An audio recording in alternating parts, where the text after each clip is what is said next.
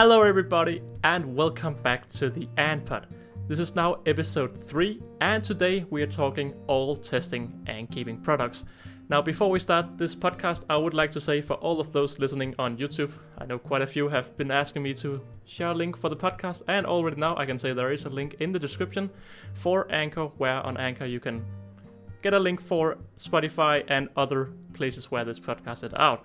Now, we also have some questions from you guys you have been asking on Instagram, and those questions will be taken at the last part of the podcast, but we're going to start by just having a little bit of introduction, because going back to the podcast, I am no creator of such products, therefore I have decided to get some professionals on the podcast, and Wakooshi and Aesthetic Ants is what I think is quite professional. So say hello to Wakooshi.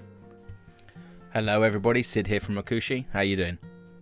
I'm doing great, Sid. It's amazing to have you here on the podcast. And Sid, you run the store Wakooshi, and I do believe that this is your full-time job.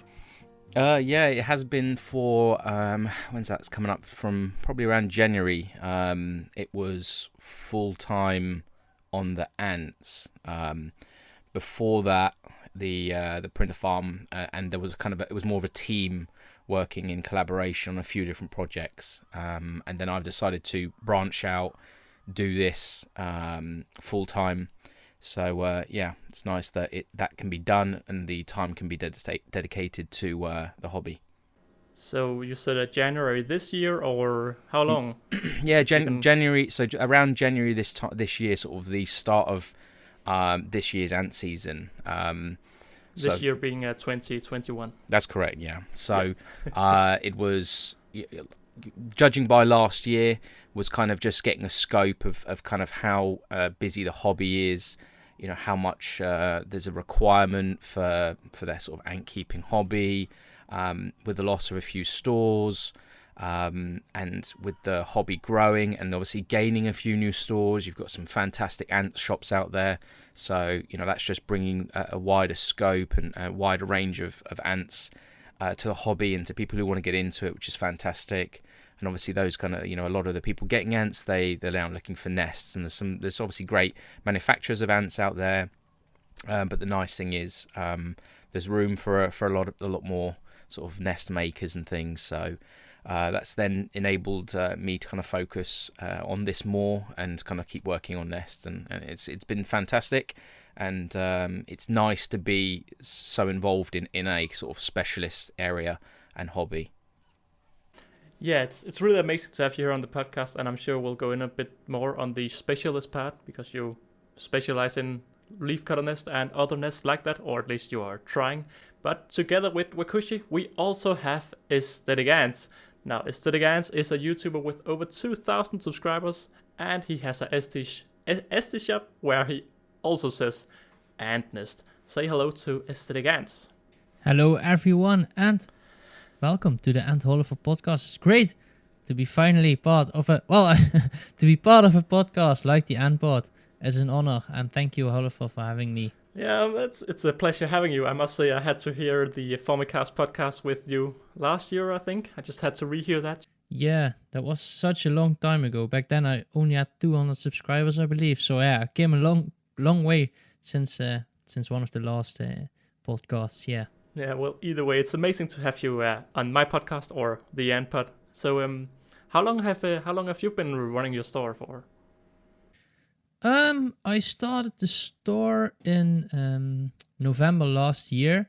That's when I first got my 3D printer and started basically right away selling ant nests. So yeah, that was quite a thing. At the start it didn't go well, but yeah, it turned out all right in the end. So and for full disclaimers, I'm not doing it full time. I'm still in school, so right now it's more of a side hustle as you would think, and more of a side project and not something I'm doing full time. So yeah, not full time yet, at least. Not full time yet. True. Now, doing the podcast, we may refer to Aesthetic Ants as EA and Wakooshi as Sid, because it's just quite a bit easier and shorter to say. But gentlemen, I think we should start the podcast for real. So immediately, you may not know this, but Wakooshi and Aesthetic Ants is actually quite closely friends, I think. You two talk quite a lot with each other. Is that true? Yeah, yeah, that's quite true. I'll answer this one. So there's a fun story behind it. First, when I was a very small channel still, Seth immediately caught. I caught Seth's eye, and he left a comment when you hit 1,000. I'll sponsor that video. So back then I was totally excited because I had known Wakooshi because I was looking for a lot of ant stores and a lot of inspiration at the time, and I did knew him for a longer time, but I thought it was okay. This is this massive store with all these people behind it, and I never saw like the person behind the brand Wakooshi. And so a few months later, I was getting close to like the 500, and then I messaged him because I liked the product so much, asking to be an affiliate because okay, maybe I can help this brand a little bit. Meanwhile, I bought some products and I really liked them. I thought, okay, if this is a good store, I need to promote this, and more people need to see this brand. And yeah, until now, I stuck with that as the only brand I'm really promoting as an affiliate kind of. So that's what got the ball rolling. So I asked for via email. I asked for that product code, and I got it. And still, Aesthetic Ants 10% discount. throw it out there for the people to know. But I think it's better to use Ant Oliver. And of course, use Ant Oliver. Then we can have a race, see what product codes used more. So then I sent a second email asking. I believe it was something like, okay, can I be like the creator's face of the brand? Something like that. It was a little bit cringe what I sent. But yeah, that was before we knew each other.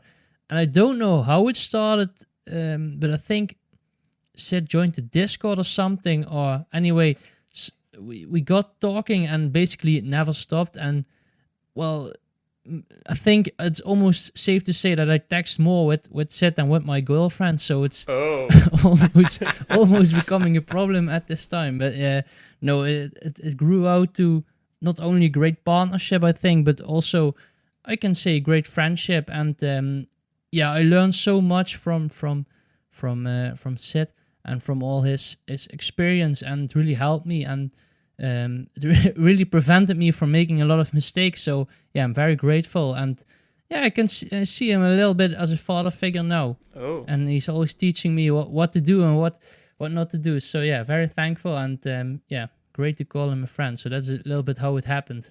This is purely amazing, and bringing people together. A true love story. True love story. EA and Wakooshi. True love story. A match made in heaven. But I think it stemmed. It kind of sparked off. I think a lot with a mutual interest in 3D printing, and I think that was what stemmed quite a lot of the sort of the direct communication. Bouncing ideas off each other and things, and just sort of discussing a lot of the hobby and kind of the improvements and what's around and what could be done better and things like that. So yeah, it's been a lot of fun, and it's nice to have not only the ants but have 3D printing side of things. Definitely. Kind of mutual interest as well. Yeah. Yeah, this is purely amazing to sit here and hear. So you're a little bit of a team.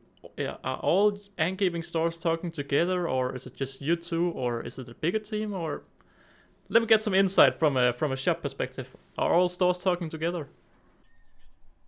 I think there is a lot of there are kind of a few networks. There are a lot, because what you tend to find is there's not a whole lot of stores that do everything. You tend to find there are stores that specialize more in ants. There are stores that specialize more in supplies. There are stores which specialize in not just ants.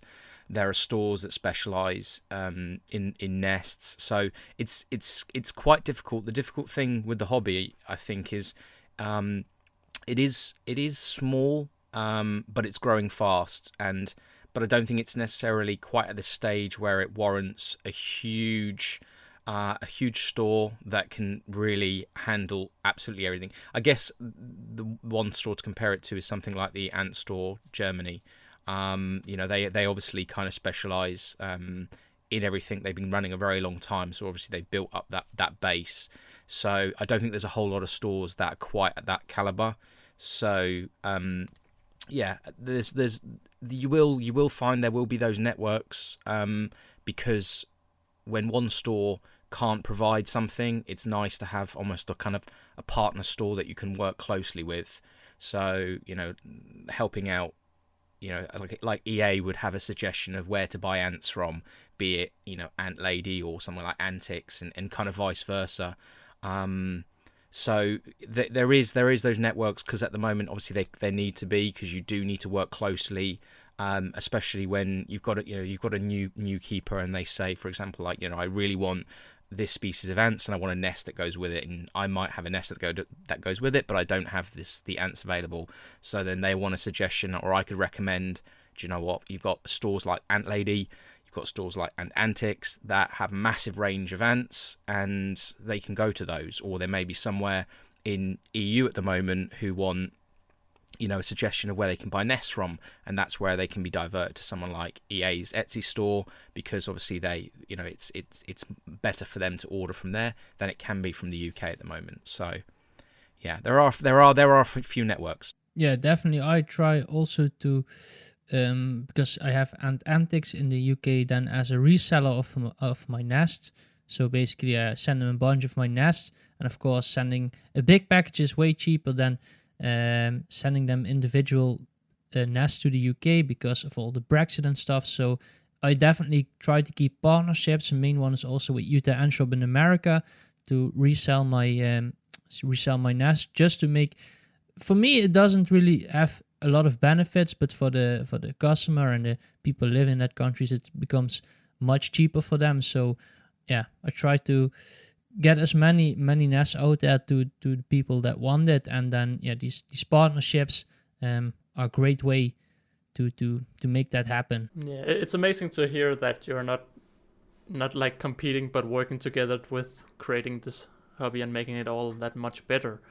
And talking about that, why did you decide to start making these ant keeping products? Let's start with Sid. So I feel like I've touched on something similar to this before. So the reason I kind of got into it, I've been involved with inverts. I've had tarantulas, scorpions, praying mantis, tons and tons and tons of inverts before, and I've always been into bugs and things as a kid, and all kinds of just general pets and things. But for some reason, just ants, even though I'd always had an interest in them, in the UK we don't have much to choose from. We have just Lasius niger and Flavus, and that's, until I got into ant keeping, actually, that's about all I was aware that we even had in the UK. I didn't even know there was anything other than those two. Just thought there was literally red and black ants. Yeah, and I've been there. It wasn't. Yeah, it's crazy. I mean, my whole life, for 35 years or 30 years, I've been sort of out playing with bugs and stuff in the garden up until now, and I'd only ever come across really just the red ants in the grass and then black ants that run around. And obviously it's easier to, at the time, just think mix up Fusco and think they're just Nigers and this type of stuff. So really, I just it'd always been an interest. I'd kind of like the idea of them, but never thought it really possible to keep them as a kind of pet. And it wasn't really because there wasn't much information around, and most of all, there wasn't really sufficient ant farms or nests. All the nests were much the same kind of Chinese acrylic type ones that you see, and and there were a lot of these sort of these kiddie gimmick nests that that they send you ants in the post. They send you to sort of 20 mesa workers, and they're not actually, there's no queen, and then they're not really designed to actually have an ant farm.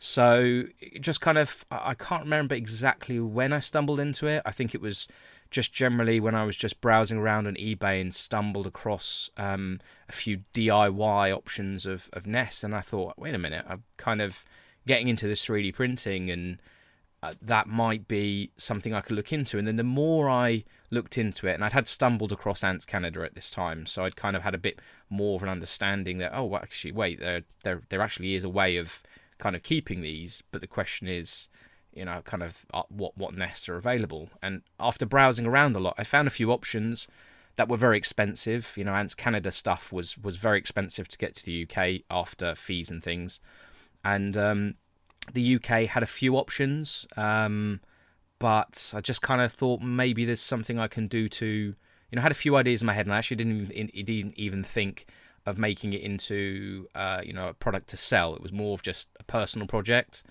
But as with most of the stuff that I do now, they start off as personal projects for my own personal colonies, and they're troubles that I have when keeping them, and then all I do is just design them, but with a kind of, with also an intention to mass produce them. So there's kind of some limitations, but in essence, it's all stuff for myself that I just enable customers to buy as well, because they make my time keeping them easier, and that will naturally be the same for the same problems that people are having in the hobby. So that was kind of really what stemmed the whole shop, and the community. Obviously, the feedback and things really just are what keep it going. The more people that buy nests, the more inspiration that inspires me, that when people are buying them and they're saying, and they send you pictures of their colonies, and they're thriving in them, must be amazing. That kind of stuff really it does, it spurs you on, because you've helped someone else get into what is such a fantastic hobby. That can also, it can also work the other way around as well, when you see, for example, someone sends a message to you and they're like, well, what happened here, what went wrong with, I had them in, it might just be something like, these Chinese style ant farms that they're made to sell, rather than being functional. And then when the basics are explained, they kind of understand maybe that was probably not the right time to either move them in or the right nest for them. That's also why we're doing this podcast, to try to help everybody get a wider, like see that it is not just acrylic and cheap and that's best. There's real thoughts behind your tools nest. You work a lot on them, and you make some an amazing quality at the end. But I think going over to Mr. EA, how did you decide to start your own shop? It's quite a different story than Sid's, but also kind of similar story. So back then I already had the YouTube channel, and a problem what I was facing quite early on is, okay, I have a few ant colonies. Problem is I can't make enough interesting content about these few colonies. Well, ants don't do that much, so there's just not enough content. So what do you then do? Okay, you get more ants, more content. So as it was I was expanding my ant colonies, and back then I wasn't that knowledgeable, and I thought, oh, we'll need a nest soon for them. But most of the colonies I got then are still in test tubes. But that's on a side note. So I thought, oh, I need to get nests soon. So I was browsing, and I saw all these nests, and I thought, well, this is way too expensive. And if I need to get nests for all these colonies and outworlds and all that stuff, and then I started looking, okay, what's in my own country? What can I get for cheaper? Turns out it wasn't cheaper, and it also, really, I like clean nests and white especially, and there wasn't much of that locally available. So I thought, you know what? Let me check. Why can't I make my own nest? So I started with white tongue.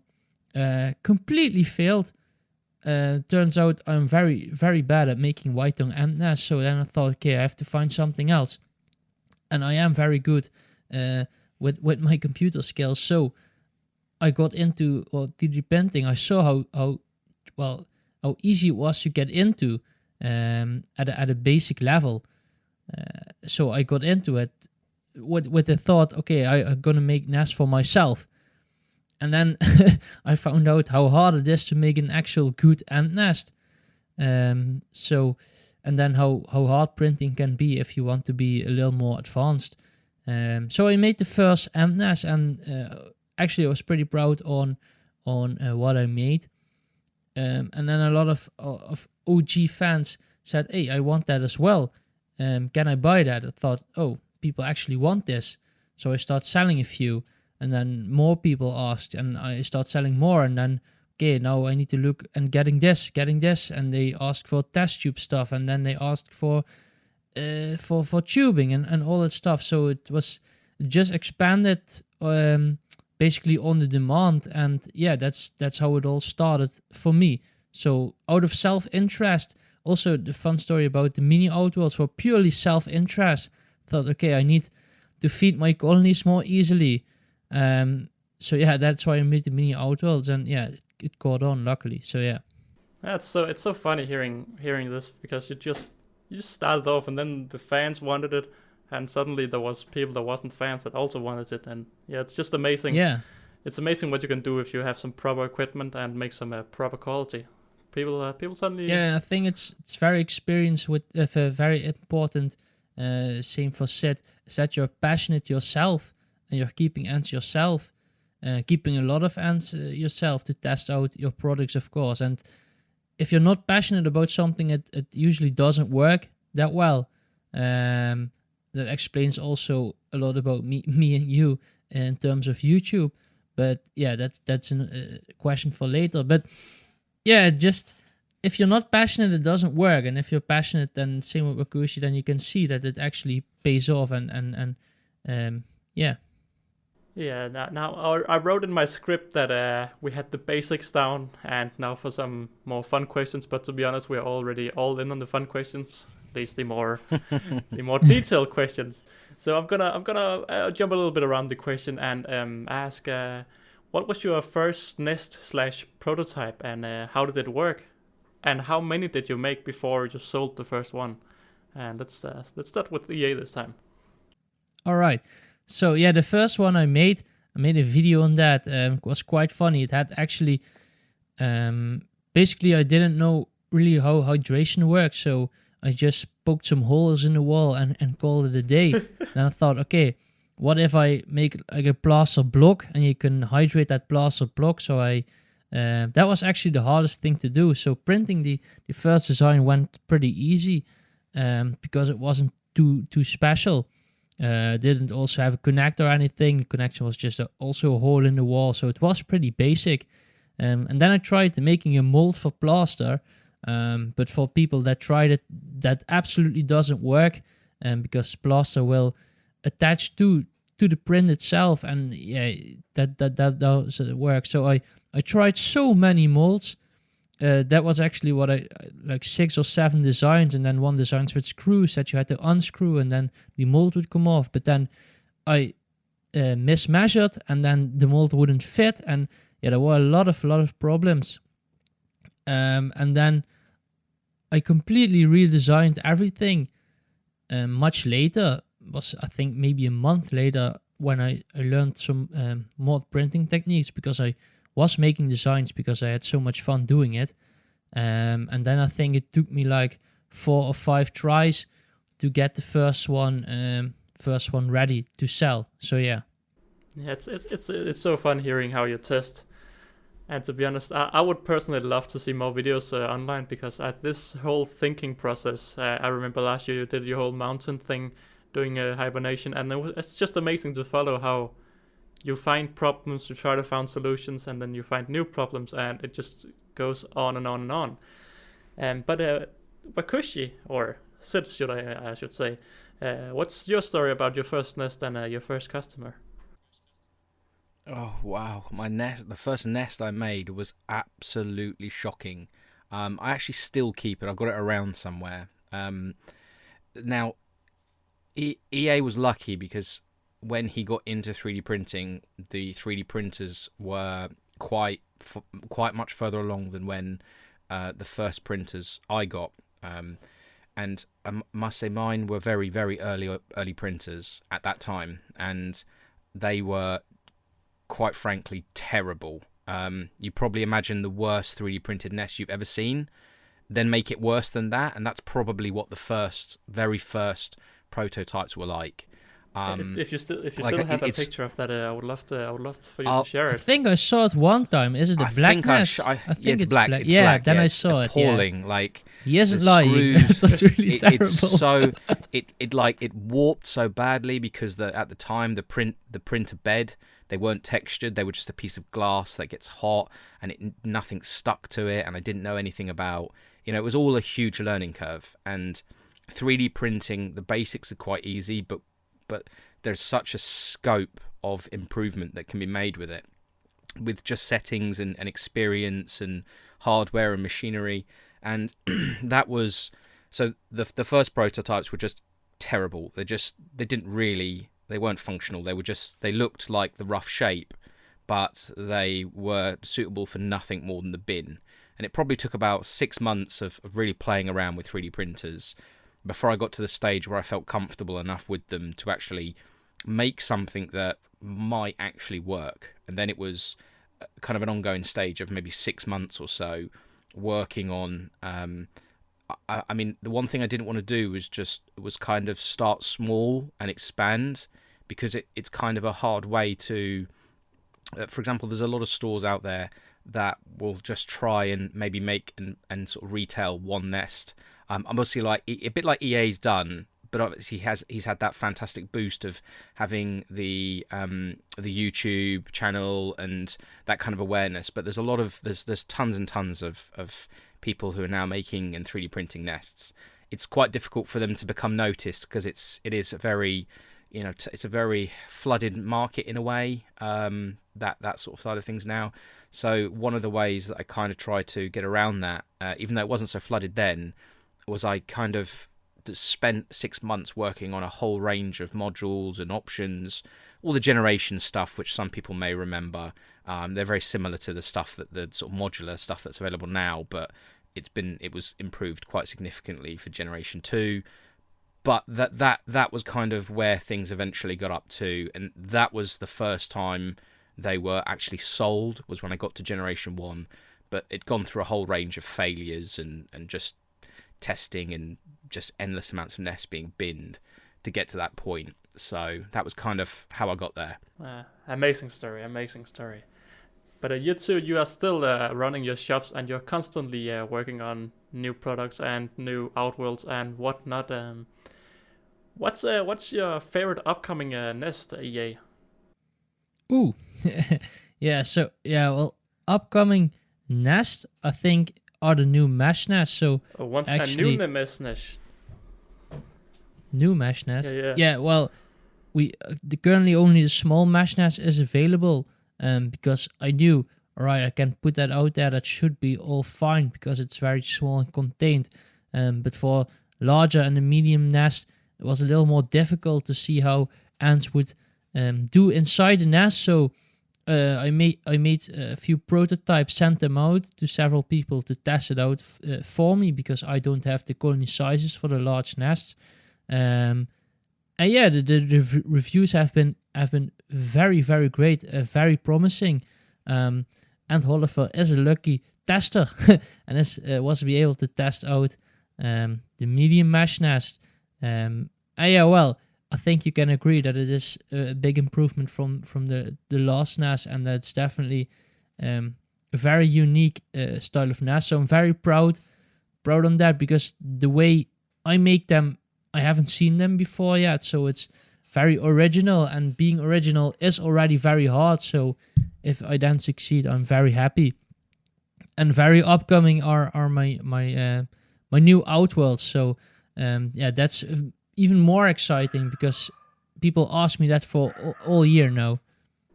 Yeah, I must say, just to finish your story about the new and the old nest. The old nest EA made was with a sponge, and with the new nest, this is this mesh nest, where you actually use a cotton ball under the nest to hydrate, and you can switch this cotton ball out over time if it gets moldy, whereas with most normal nests it will be quite hard to go in and change the sponge with a colony inside. But Wakooshi, you're also working on some leafcutter stuff, and what else are you working on, and what is your favorite upcoming project? Well, favorite's gonna go hand in hand with these leaf cutters. They're just on another level. I mean, they kind of restarted that early excitement I had when I got into ant keeping, because it almost feels like a separate hobby in itself. So it's hard. So any question I get asked about what I've kind of got going on, what I'm excited about, it's just going to stem all over leaf cutters at the moment, because they, I think we've got a plan for doing a separate podcast just on those, so I won't that is go too much. Quite correct. Hopefully next week's podcast will be all about leaf cutters and these products.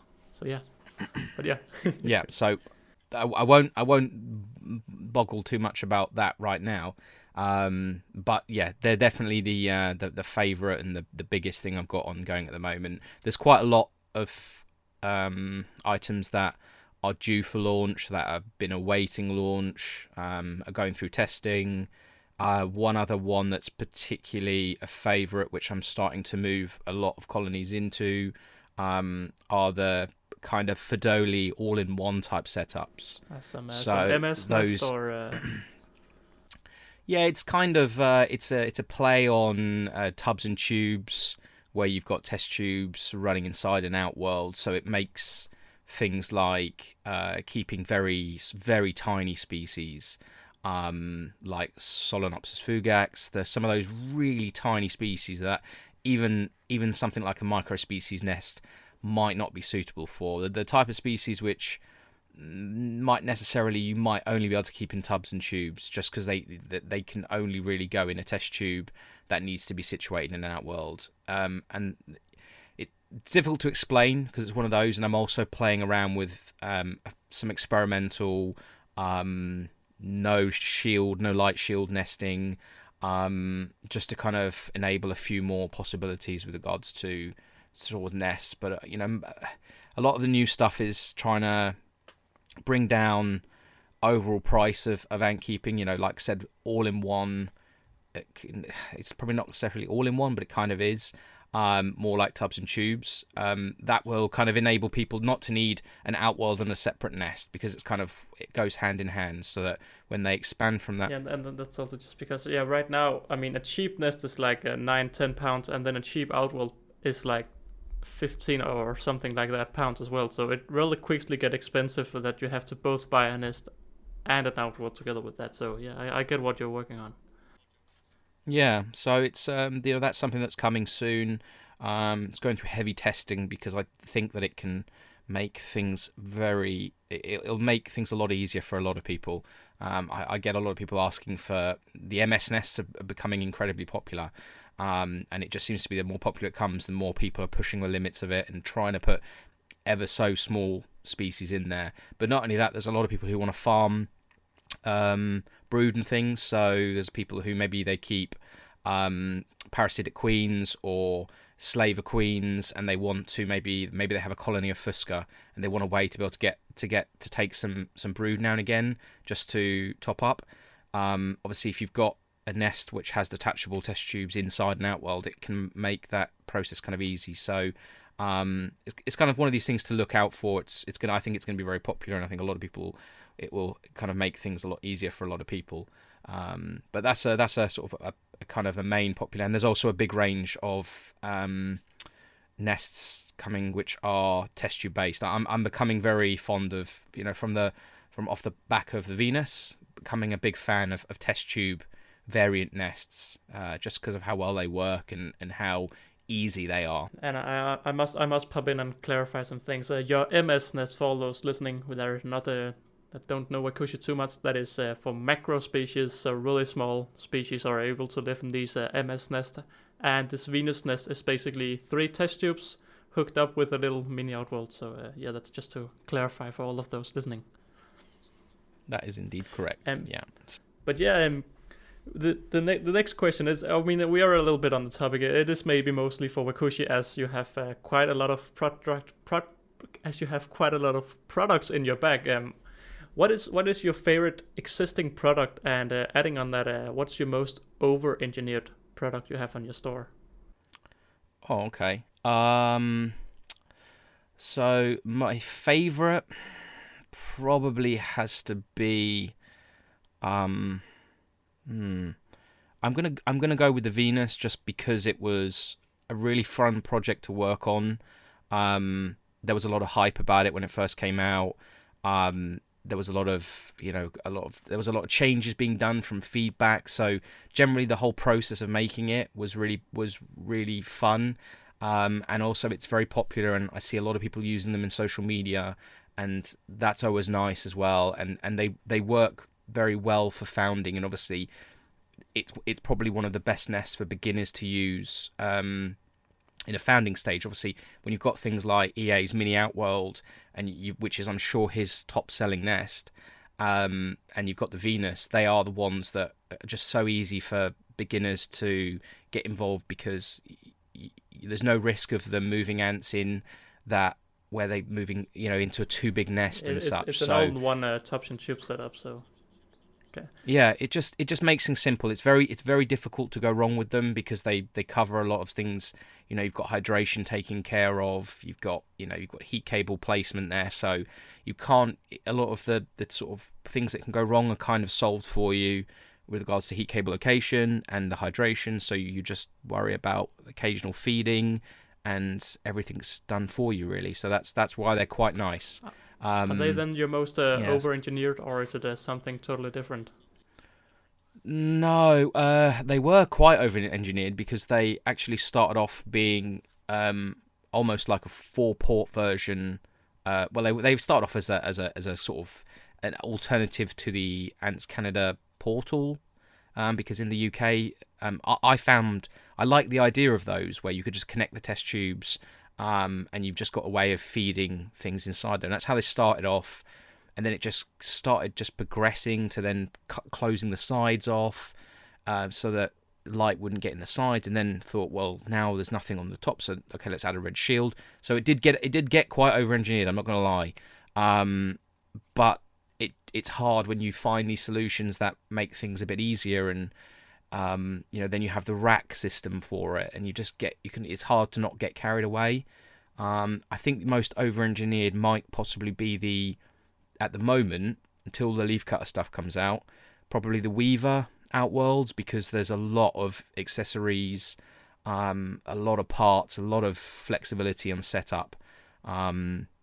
So that took a long time. That was about a year in development, and I think still people don't even know the full capabilities of the setup with regards to. I think it will start showing over time, but there's a lot of different accessories and different ways of setting it up that can solve various things by using parts that aren't necessarily set up for the Weaver Outworld. But that'll come. But that was probably my most engineered project, I think. Yeah, it's also pretty niche item, so harder to get the full feedback and stuff like you got from the Venus. So yeah, then it's definitely harder. Yeah, and talking about you, EA, or talking with you, I know you have your whole mesh nest lineup. Or working on it at least.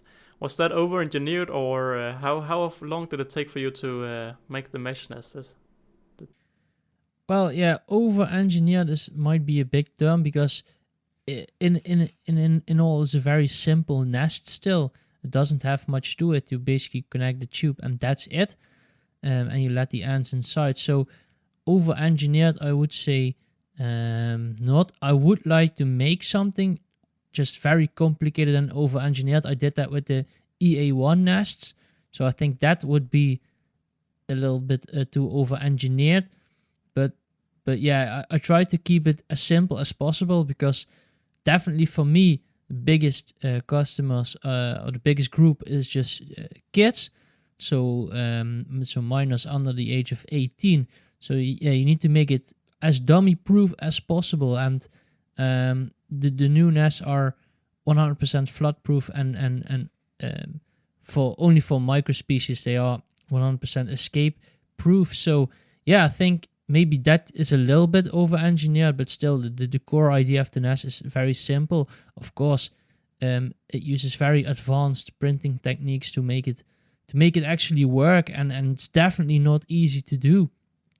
But that's also why it's unique, and I'm very happy that I made it in that way. But yeah, I wouldn't classify it as over-engineered. That would be more for the EA1 and for the people that unaware, the EA1 is it's called the Aesthetic Ants 1. It's basically an art nest.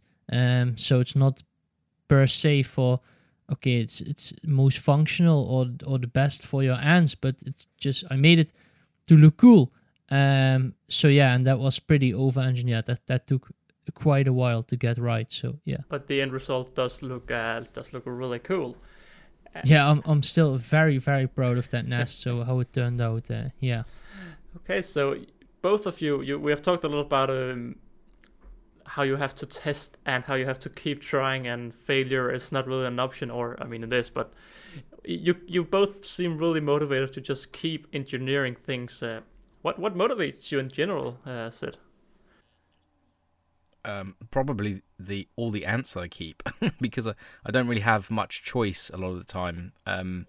It's a great thing, and I think that's one of the most fantastic things about having the time for this, and it's to keep so many different species, and they're constantly pushing me to find solutions, because as the colonies grow, they really test the boundaries, and that is when you really kind of you understand and you can see the failures in designs. You can learn from the mistakes. You can solve those issues. And usually, when you've solved an issue, or when they've pointed out a weakness in a various product, you know about that weakness going forward. So then that makes any products you then design going forward no longer have that issue. So it's really the ants themselves that are kind of motivating me to keep doing it, because I just keep getting new genus, new species. They're like Pokemon. You really just get absolutely, you just want to catch them all. And there's still so many genus I want to, I'm really keen to get hold of some honeypots and work on a setup for them. I think one of the biggest excitements, it's the challenge. I think it is really what it's all about. It's that kind of, right, here is a species. People really struggle with keeping them, low success survival rates, challenge accepted. Okay, let's get down. Let's, like leaf cutters at the moment, there's next to no setups that I can find that I'm aware of that people sell that are functionally reliable. And make things easy to keep, because I kind of thought leaf cutters, whoa, they are for an insanely advanced level keeper, someone who's just got a whole room set up for them, and they need special foods, and they need this and they need that, and if the temperatures go 1 degree above what they're supposed to be, the whole colony will just get wiped. No, they're not at all like that. They're actually incredibly simple to keep. But I must stop you right here. All of those listening you are all really interested. This will be what the next podcast is about. Yeah, so yeah. Don't spoiler alert. Yeah, I won't go too far. Spoiler alert. But EA, do you have anything to add on what motivates you? I can only agree with Sid here. It's for me the ants that motivate me, and you can see that really well in the products I'm making. So right now I'm selling, well, relatively speaking, small ant nests. I think the largest ant nest I sell is not even a quarter of the largest ant nest Sid sells. So, and that's mainly because I don't have large colonies myself. So, like I said, it's a self-interest for now that I make products for myself that I can use. And then, of course, with the larger nests, I don't need them right now, but I made them for the people that want larger ant nests.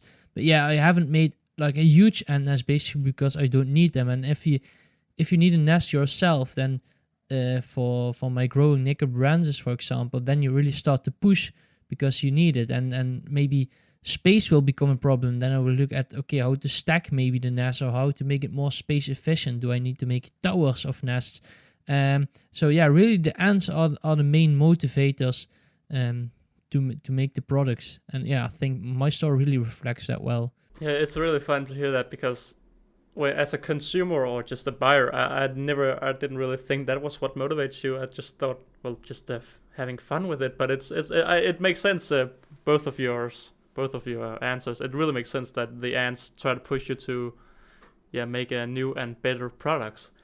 But this has been the kind of the first segment of the podcast with the questions that I had wrote for the podcast. Now we have some questions over from Instagram, and we are starting with a question from Ant Scandinavia. Yes, it is the Ant Scandinavia who was in the podcast last week, so be sure to check that out if you haven't heard it. But Ant Scandinavia asked, so because I can't read the question, I'm going to have to rewrite the question a little bit. As we talked about earlier, there's quite a lot of competitions between these smaller stores before you get up to this next level. And co-upping with the Ant Scandinavia question, is the market oversaturated, or what are your guys' thoughts on that?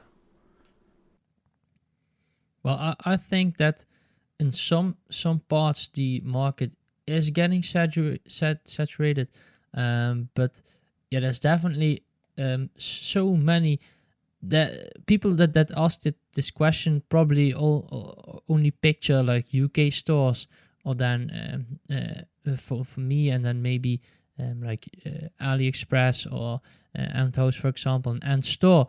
But there are so many more Ant shops that you probably never heard about. There are so many in Spain. There are so many Italian ones, so many French ones. There are from Asia, there are Ant shops from Australia, there are Ant shops in South America and North America. There are so many Ant shops. So the fact that you don't even know them, to me, says, okay, this market is not saturated yet. Far from it, actually.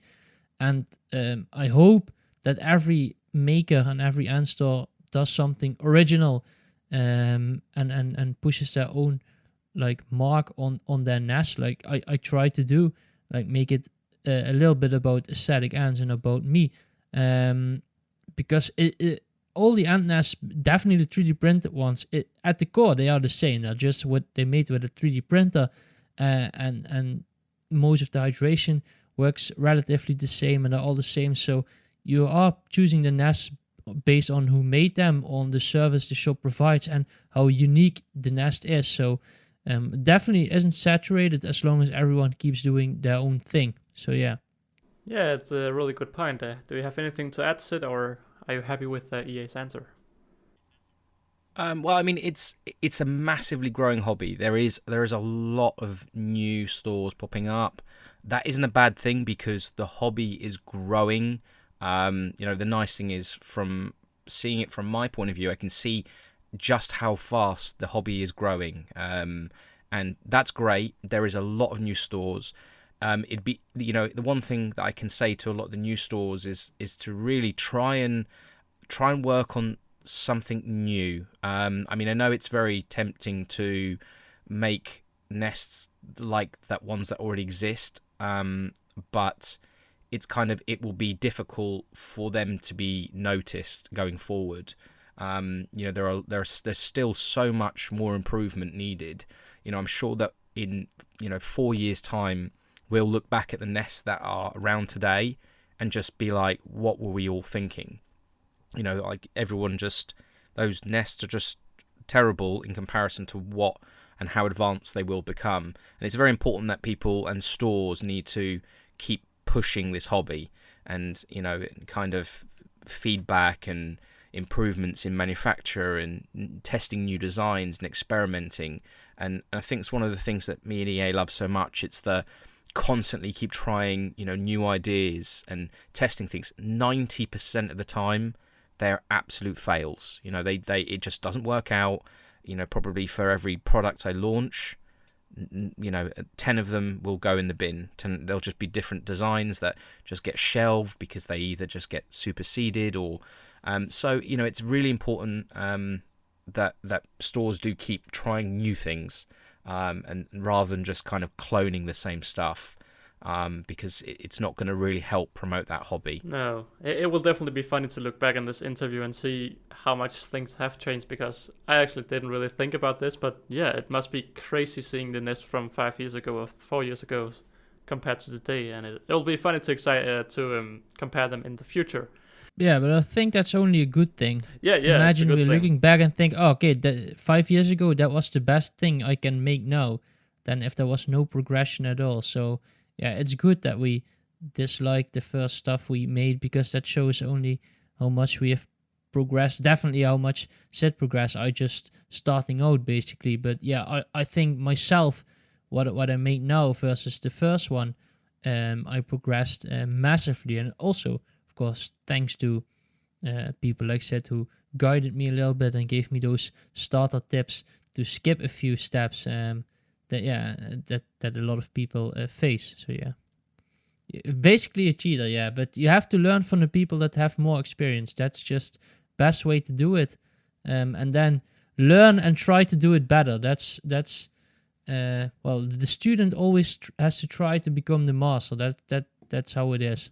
Yeah, and that's the thing. As long as you work together and not like, as long as you work together, it's all fun and games. I mean, but yeah. Yeah, definitely. Either way, together instead of against each other. Yeah. Yeah. And that's how we bring the hobby to a whole nother level. But next question we have is it's a bit of a question both from Victor and from Nova Ants, so it's always nice to have Nova answer questions. How do you go about designing the nest layout? And I'm guessing this is referred to the chambers inside. And Nova Ants asked, do you think about the specific species when designing the nest? And let's start with Sid.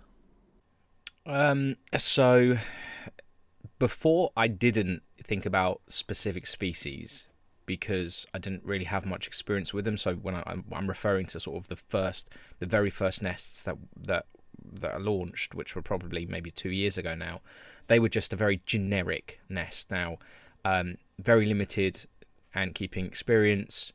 Kind of was more about, I kind of looked around what people were doing and the basics of hydration, and they just need some dry area and some hydrated area. So at that time, no specific species weren't factored in. Obviously, going forward with the Weaver setup, the Fedoli setups, microspecies. So yes, now that the nests have got to a stage where I'm branching out into specific species, then yes, they're factored in at this stage. About designing the nest layout, that's a tricky one because quite often it's relative to the nest size, I must say. I mean, I know EA tends to like to play around with the more naturalistic designs. I tend to favour just more towards maximising the amount of volume inside the nest that you can get. But I know obviously like EA is going to have a totally different point here because he loves the aesthetics. And I think it's perfect to throw it over to aesthetic. What are your thoughts? Yeah, for species, right now I just keep in mind, okay, if it works for Lasis Niger, I'm 80% there, which is very easy if you're in a European store, I think, because I don't speak facts here, but I think around 80% keeps Lasis Niger in the nests I sell. So yeah, definitely if it's good for them, you're covering most of the people's needs. Then again, you want to factor in, okay, can I keep bigger ants in it? So you need to make sure that there's the right tolerances, that some hallways can't be too small, so the queen can stay in there. And then someone actually put Ligniperda in my smallest nest, and I was freaking out, but it worked. So the tolerances did work. But yeah, like Sid said, I like the natural curves, and I tried making a more square design, and that completely failed. So yeah, that just didn't the people didn't like that so much. So then I dropped it and started focusing more on the natural curves. And it's very hard to make it that way because you can't measure anything. You just have to go with the flow. All the nests are done in one piece, so that means I need to draw the lines basically. And then if the drawing fails or doesn't look like nice, and I'm very picky on that regard, then I just have to start again. So it has to be it's a hard process. Yeah, yeah, definitely. I think I'm a fan of your answers, and I must say I love the natural look. I've never I've never really been a fan of the stray nest. I'm just I like the natural curves. So but yeah, next question is from a long name, and I'm gonna short it down to Liam, and it's a question for both of you. Liam Londolad. Yeah, I don't know I think how. he's from London. I don't know how you. Oh, it's London. Oh yeah, again. I have dyslexia, so I didn't even see it says London there. I don't know. Either way, he asks, or she asked, who are your main competitors, and do you keep an eye on them? And Oliver. That- He's my main competitor, YouTube wise, at least. YouTube wise. But no, we are not competitors. We are a team, and we are both going to the top. But let's answer this one first. Well, in the UK, there's obviously a lot of stores, so there is a kind of, I guess, a lot of what you would say is kind of competition. I don't, because I'm in contact with quite a lot of the stores, I don't look at them necessarily like competitors. I tend to collaborate with quite a few of them on various different projects and things. Again, touching on LC, working closely with Antics, which we'll go on to into the next podcast.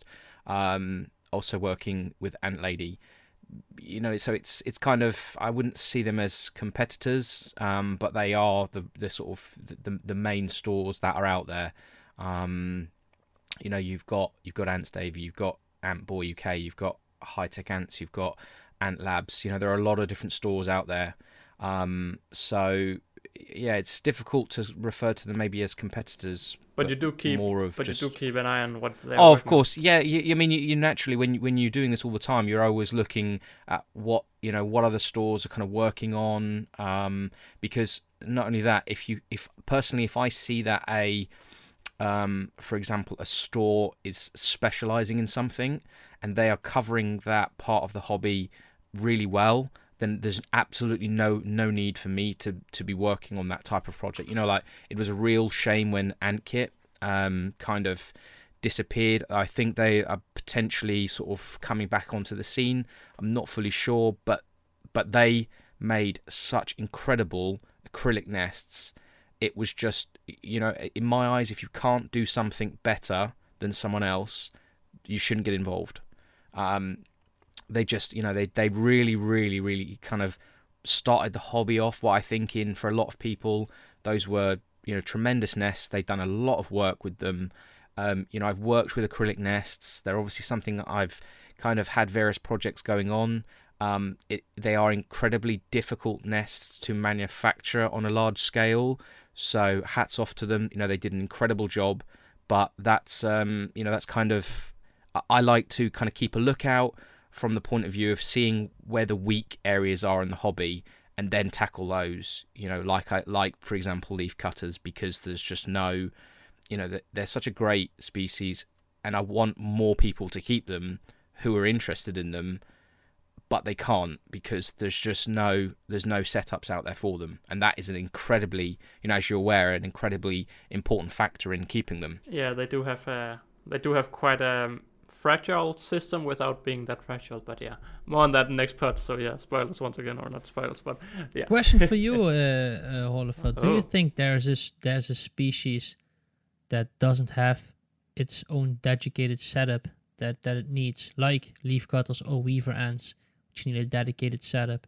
I must say I'm not really looking into these mega special species. Like I've recently heard a lot of people talk about these Hapanothic, I don't know what they're called, but these Alpignatus venators. Yeah, yeah, species like that, and they require quite a crazy naturalistic setup together with like something like Carabara. They also have natural setups, but then again, Wakooshi has also worked on non-natural setups for them. I don't know. Yeah, there's a nest already in development for the Harpegnathos / bull ants. Which they do tend to favor natural setups. The difficult thing with natural setups, as someone who's kind of new, if you're trying to get into keeping them as a species, it's very difficult when you make a natural setup because you no two natural setups are the same. Yeah, plus you don't really get the same connection. Yeah, you can't see them a lot of the time, and also natural setups, as great as the sort of bioactive and the self-cleaning side goes, you don't see them, so you can't react if there's any issues. And also because you've got bioactive, you've also got various bacteria. There's a lot of variables that can go wrong when you've got all these different materials for the substrate, different layers, different gravels. Just by putting a certain type of gravel could react with the alkali pH. These types of things can all kill off various ants, if they're not right. So there's just so many things that can go wrong in natural setups if they're not suitable. But it's really difficult for people to replicate the same working setup, which is why I'm trying to find any sort of species that need, or that previously only really people kept in natural setups, like Harpegnathos. I have a colony of them. I've had a colony inside a gypsum nest for probably about a year and a half now, and they're growing to the stage where now I'm actually working on their upgrade, which is going to be a specific nest for them. And same with the Carabata diversa and Affinis. I have them both in MS nests, and they're thriving too much, to the point where I'm having to probably work on a specific massive nest with these. Well, I already have these weird pod things in development for them, just because their growth is just unbelievable. You imagine Geminata, it's the same thing really. It's very, very fast. But yeah, we just went straight out on a tangent there. So going back to the final few questions we have from the viewers over on Instagram, we have Vincent, who asked, how long does it take to print a nest? And this is, of course, because both Sid and EA is mainly just working all in on 3D printing. So how long does it take to print a nest, and how can you shorten the printing time of a nest? So EA, I think you can start with this one. So yeah, I guess it would be the most interesting to say what's the least printing time, what's the longest printing. Of course, the longest would be the large nest, which is about 9 hours.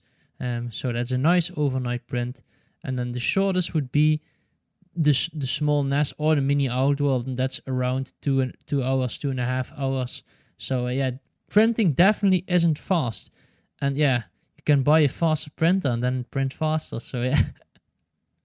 But you don't really do anything special to try to cut down the time? As a person who, I don't know anything about 3D printing, so I don't know if you can or not, but it doesn't sound like... There are a few tricks, of course you can use, but it comes down to experience and design. And yeah, I wouldn't, if you're starting out, I wouldn't focus that much on getting 30 minutes sprint time off, because at the end, what's that going to solve? So yeah. Yeah, that's a really good answer. I don't know if you have anything to add, Wakooshi, or should we just head on to the next? I mean, in essence, it's the thing with printing. Usually, 9 times out of 10, if you want to reduce this print time, you have to sacrifice quality. So it's just a trade-off. You either have thicker layer lines. You can obviously increase the speed, but then that tends to obviously have some other negative effects. So long story short, that is a simple yes. You can print them quicker, but it will sacrifice quality. So it's finding that balance. Yeah. What's your longest print, Sid? My longest print. It's difficult because I tend to make things. I print things in huge batches, so typically they usually run 24 hours to fill a plate. But that usually has lots of small parts. So yeah, you must know your biggest nest.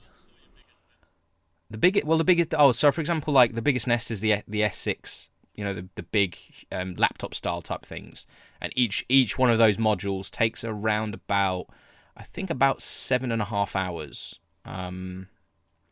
On the machines, but they've been tweaked heavily. It's difficult to compare. So I think on some, if someone that was using sort of an Ender 3, for example, I'm not sure if they'd fit on an Ender 3 build plate, but if they could, an Ender 3 would probably take maybe 13 hours, 12 to 13 hours to probably print that normally at normal speeds.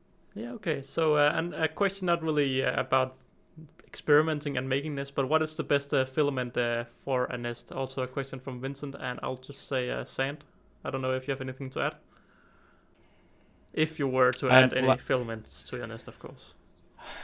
Well, filament. I think they're thinking of maybe if they want to build them, if they want to print nests for themselves. I think that's the question they're trying to ask. Oh yeah, that might be right. I have no idea, to be honest.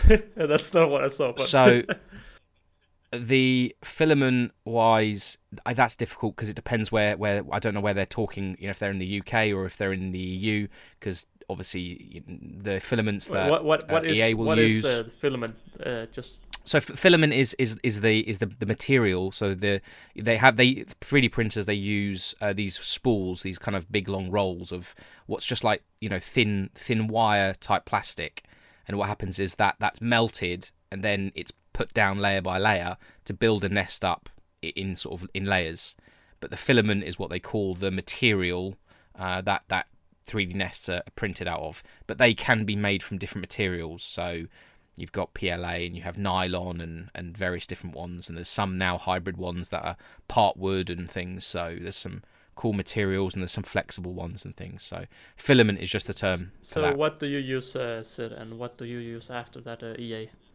Well, I just get mine from a local store, and I buy their own brand filament, and that works for me. So yeah. Okay. What about you, Sid? I used to use, trying to remember the brand. The problem is it was a long time ago. Unfortunately, COVID and when the first lockdown happened, all the shipping and stuff went completely shut down, and it was just a nightmare to try. And all the filaments, I think, because everyone was sitting at home playing with their 3D printers during lockdowns, all Amazon and stuff were just absolutely obliterated with all white filaments just sold out everywhere.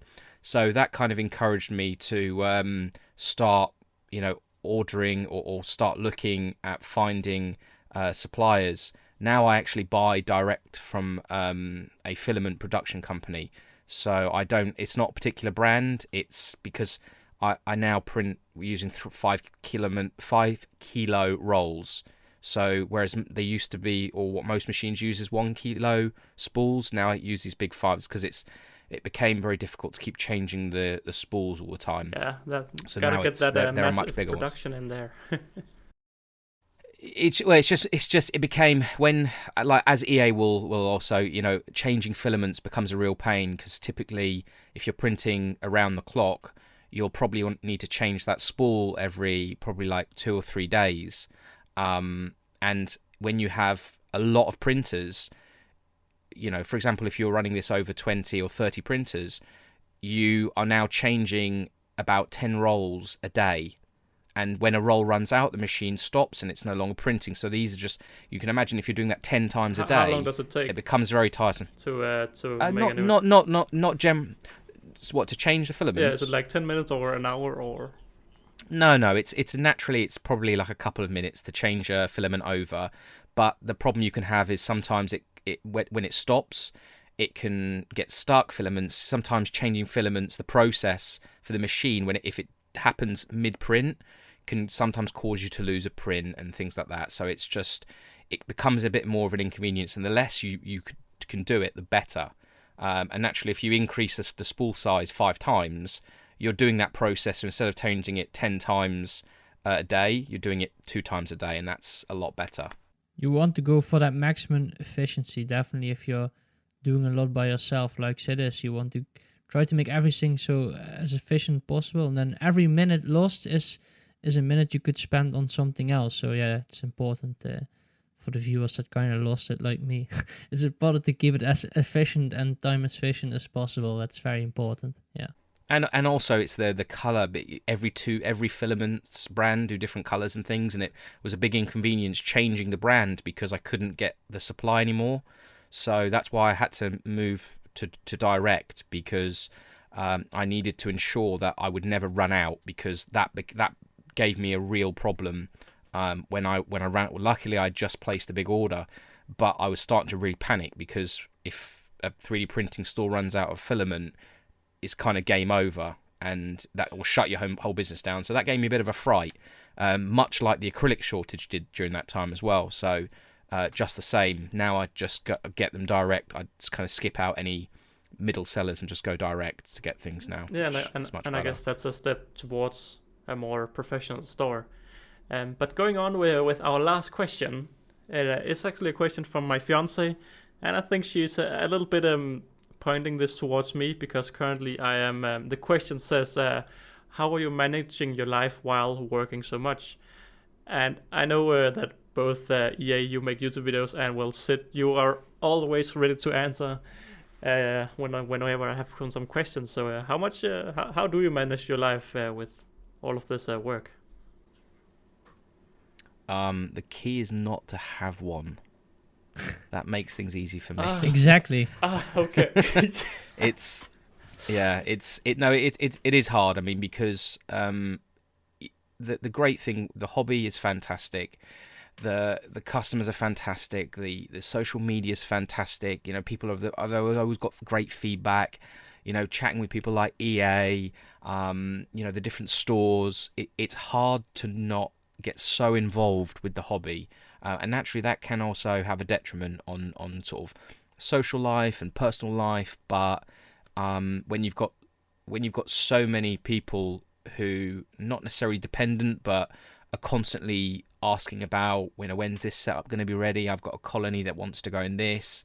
You know, I've got people who are waiting for.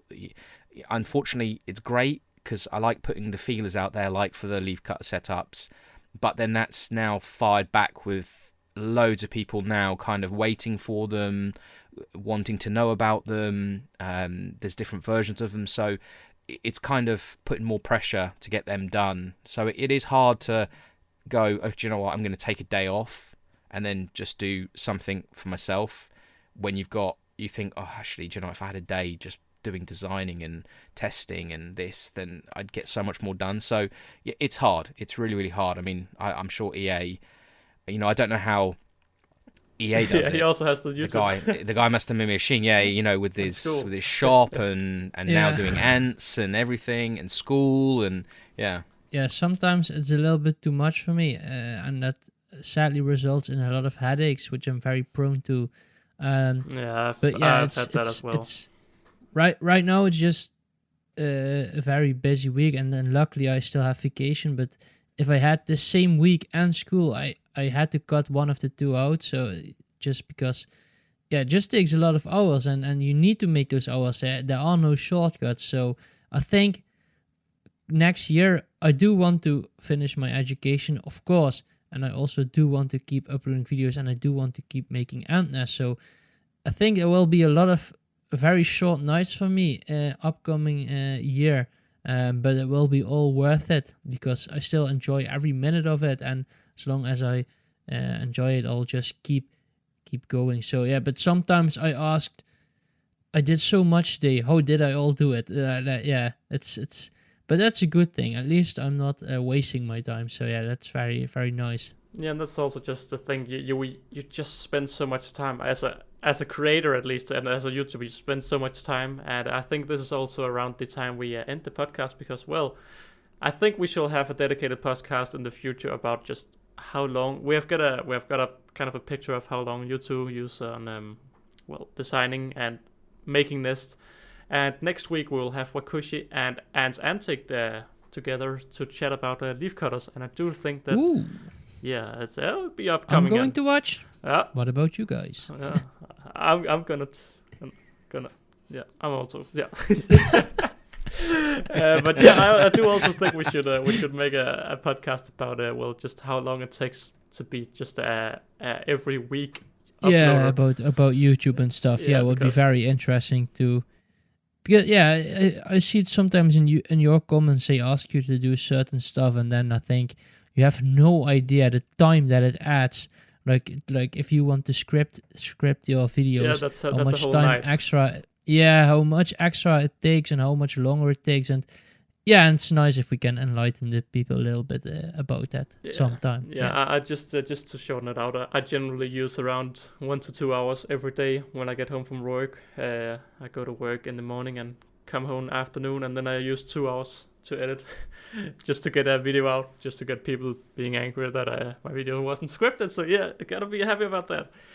Yeah. But yeah, I must say, just rounding. Something we have to deal with. Yeah, the bigger you get, the more hate you get. That is social media. But, True. It's sad, but it's the truth. But I must say, Sid and EA, it's been amazing having both of you on the podcast, and well, both of you will join the podcast once again in the future. Wakooshi next week, and EA sometime in the future. Exactly. But yeah, any final words you have for the audience out there, Sid? Just keep anting. It's a great hobby, and you know, it's great to kind of encourage people into it. And you know, it's one of those things that when you get into it, you just don't get out. So you know, just stay anting, enjoy the hobby, and I look forward to them. Yeah, amazing final words. And EA, your final words? I have one final thing for the viewer. If you made it this far, you have to play this stream again, because that would greatly help. And Oliver, go also subscribe to his channel if you haven't already.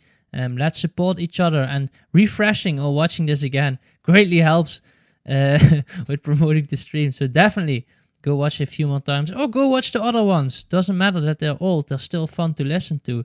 So yeah, definitely check out the Antpod. I think it's very cool that this exists, and great kudos to Ant Oliver for putting his time in to make this, because it honestly also takes a lot of time to do these podcasts. So guys, give him a little credit, give the man a warm of applause behind your computer screens, and yeah, leave some nice comments for our host Ant Oliver. I'm blushing over here. I'm just I don't know how long this podcast will be at the moment. I'm guessing around 1 hour and 5 minutes or something. But I can say we have been recording for 1 hour and 20. But yeah, just to round it out, it's been amazing having both of you on here. I am really quite happy with both the time with the questions and just everything, and also for all of you listening. I'm trying to be 1 week ahead of the podcast, and that means on Instagram I also ask questions around 1 week before the initial podcast comes out, if people have some questions for the next. So what I'm trying to say is, for the questions for Wakooshi and Santic, it's probably already too late. But for the next podcast that I haven't planned out, go over to Instagram and see my story, because suddenly it will pop up, and that is when you have your chance to answer or ask some questions. But yeah, it's been amazing having you two here, and I think we should end the podcast. I still don't know how we end this podcast. I'm just gonna say bye, and then you two can also say bye, one of each. Thank you for watching, and I'll see you next time. Yeah, the outro from YouTube. Classic outro. Yeah. And Wakooshi, would you also say bye? I think we should say bye on the count of 3 in the Ant Oliver style. Okay. Are you in on that, Wakooshi? Yeah. So wait. Let me just get like a practice. Let me get a practice. Bye. Okay. This is uncut. This will be in the podcast. Don't you worry. Okay. Yeah. Well, on the count. So you could almost get us to do it like 3 buys in a row rather than maybe all together. Yeah. Okay. So then we could just do like a bye from Wakooshi, or you know, like something so that they know who's doing it. Okay. Rather than thinking Holifer's just doing it 3 times in a row. Yeah, sure. Okay, so it'll be Wakooshi, EA, and then me. Okay, are you ready? Yeah. 3, 2, 1. Wakooshi. Bye. EA. Bye. And Oliver. Bye. Yeah. That's just that. We're just gonna end it here. So thank you all. Podcast. It's been a pleasure. Ended. Thank you for having me. Bye. Bye.